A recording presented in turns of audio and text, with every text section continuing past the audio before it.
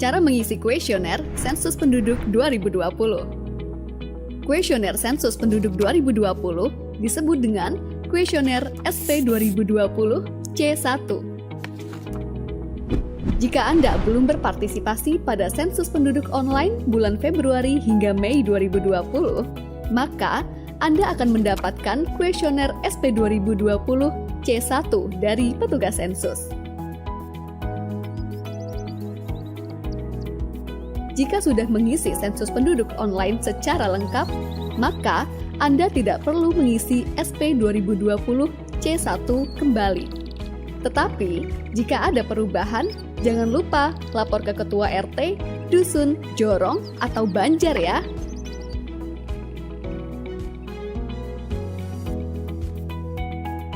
Kami akan mengilustrasikan tata cara pengisian kuesioner Sensus Penduduk 2020 atau SP 2020 C1.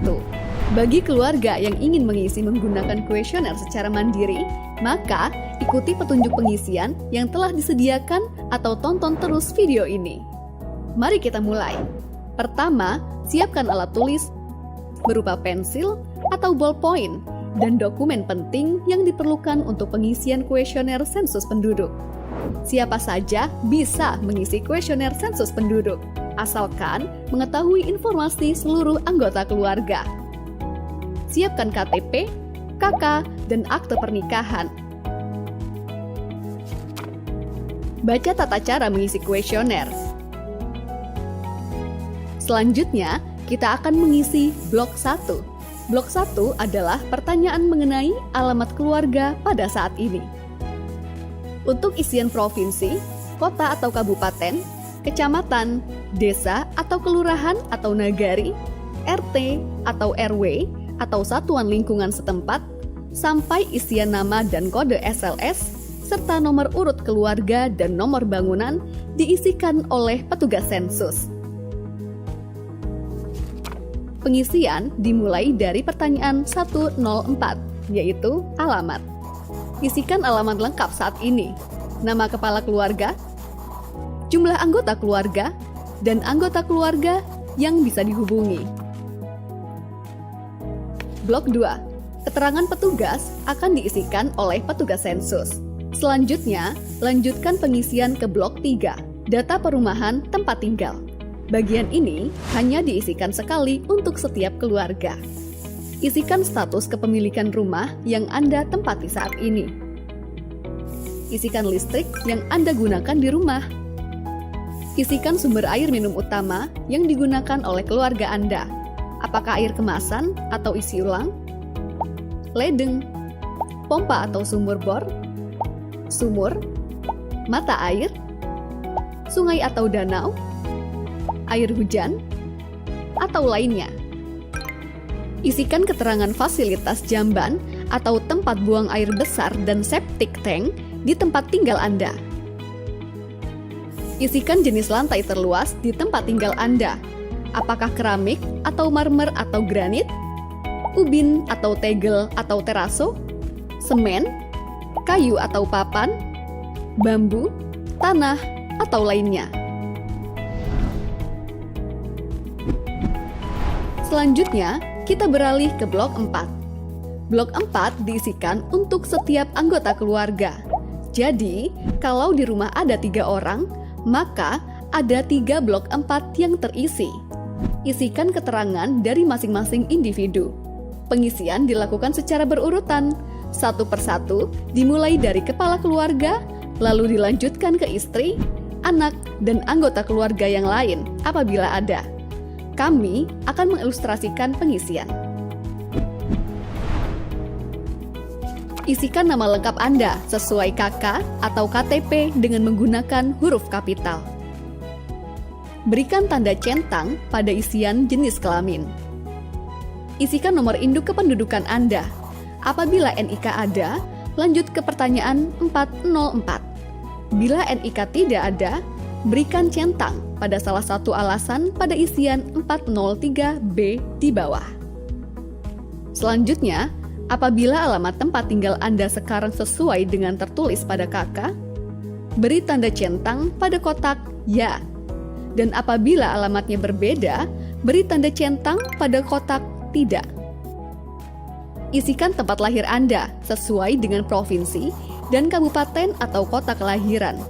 Apabila tempat lahir Anda di luar negeri, isikan negaranya. Selanjutnya, apabila tanggal lahir Anda sesuai dengan yang tertulis di KK, beri tanda centang pada kotak ya.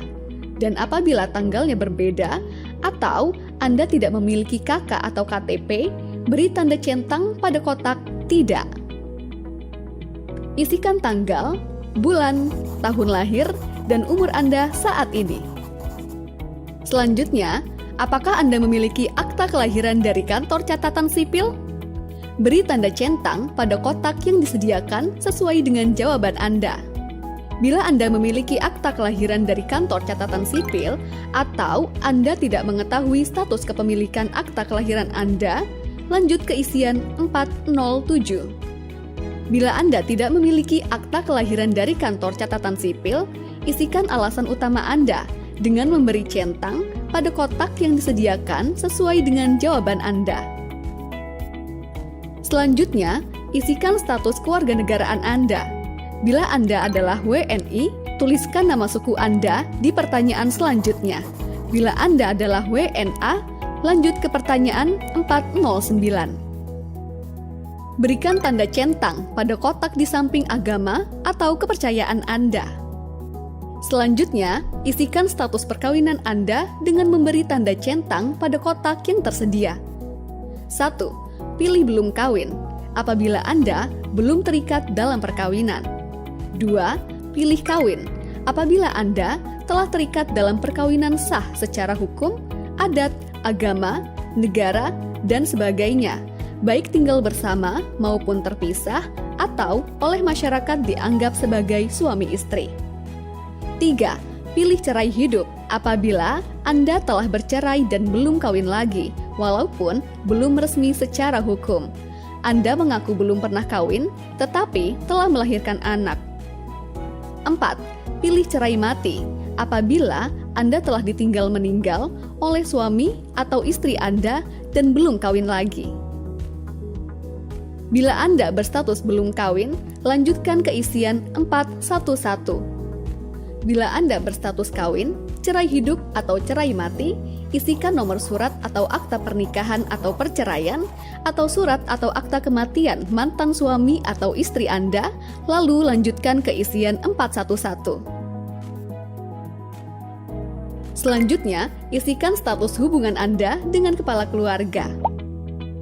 Yang dimaksud dengan kepala keluarga adalah seseorang yang bertanggung jawab di keluarga tersebut dan tertera sebagai kepala keluarga di dalam kartu keluarga. Bagi suami yang mempunyai istri lebih dari satu yang tinggal di rumah yang berbeda, maka namanya tercatat hanya di salah satu keluarga istri yang lebih lama tinggal. Apabila lama tinggal bersama istri-istrinya sama, catatkan di rumah istri yang paling lama dinikahi. Yang dimaksud dengan famili lain adalah mereka yang memiliki hubungan famili dengan kepala keluarga ataupun suami atau istri kepala keluarga tersebut. Misalnya, adik, kakak, bibi, paman, kakek, atau nenek. Yang dimaksud pembantu adalah pertama, mereka yang bekerja sebagai pembantu atau sopir yang menginap di keluarga tersebut, yang menerima upah atau gaji berupa uang atau barang. 2. Famili yang dipekerjakan sebagai pembantu dan menerima upah atau gaji. 3. Tukang kebun yang makan dan menginap di rumah majikan. 4. Anak pembantu yang ikut tinggal di dalam keluarga apabila diberlakukan sebagai pembantu. Apabila tidak, maka dicatat sebagai lainnya. 5. Sopir yang menginap di keluarga tersebut dan menerima upah atau gaji. Yang termasuk lainnya adalah mereka yang tidak ada hubungan famili dengan anggota keluarga manapun di keluarga tersebut lebih dari 1 tahun. Selanjutnya, pertanyaan 412A. Apakah tinggal di alamat yang sekarang lebih dari 1 tahun? Jika sudah tinggal selama minimal 1 tahun atau lebih, maka centang ya dan isikan lamanya dalam tahun. Kemudian, abaikan pertanyaan berikutnya. Langsung ke rincian 413. Jika kurang dari 1 tahun, maka centang tidak dan isikan dalam bulan. Isikan pertanyaan berikutnya 412B. Apakah berniat menetap? Selanjutnya, pertanyaan 413. Apakah ijazah atau pendidikan tertinggi yang ditamatkan? Isikan sesuai dengan ijazah tertinggi yang sudah diperoleh. Kita menuju ke blok 5. Sama seperti blok 4, blok 5 diisikan untuk setiap anggota keluarga, namun khusus untuk yang berusia minimal 5 tahun atau lebih. Untuk anggota keluarga yang kurang dari 5 tahun, bagian ini boleh dikosongkan. Pertanyaan 501. Apakah bisa berbahasa Indonesia? Pilih ya jika bisa, pilih tidak jika tidak dapat berbahasa Indonesia. Selanjutnya, pertanyaan 502A. Aktivitas apa saja yang biasa dilakukan? Isian ini bisa dipilih lebih dari satu. Centang ya bekerja jika biasa melakukan pekerjaan.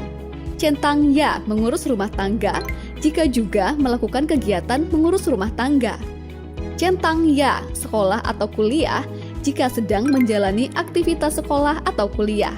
Centang ya lainnya jika melakukan aktivitas yang lain seperti kegiatan sosial, seperti pos ronda, menjalani hobi seperti berolahraga, atau lainnya, dan tuliskan aktivitas tersebut.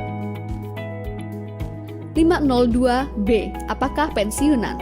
Pensiunan di sini tidak hanya untuk PNS atau TNI atau Polri, tetapi juga yang pernah bekerja di bidang lain dan saat ini menerima pesangon atau dana pensiun. Selanjutnya, rincian 503. Isian ini diisi khusus untuk yang saat ini sedang bekerja. Isikan pekerjaan yang selengkap-lengkapnya. Berikut contoh pengisiannya. Isikan juga status dalam pekerjaan. Apakah berusaha sendiri atau dengan dibantu pekerja yang tidak dibayar? Apakah berusaha dan dibantu pekerja yang dibayar? Apakah sebagai buruh, atau karyawan, atau pegawai, atau pekerja yang dibayar? Atau apakah pekerja yang tidak dibayar atau pekerja keluarga?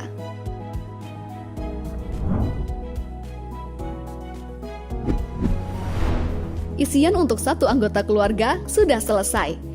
Ulangi pengisian untuk anggota keluarga yang lainnya pada lembar halaman berikutnya. Jika seluruh anggota keluarga sudah terisi dengan lengkap, periksa kembali isian dan simpan baik-baik.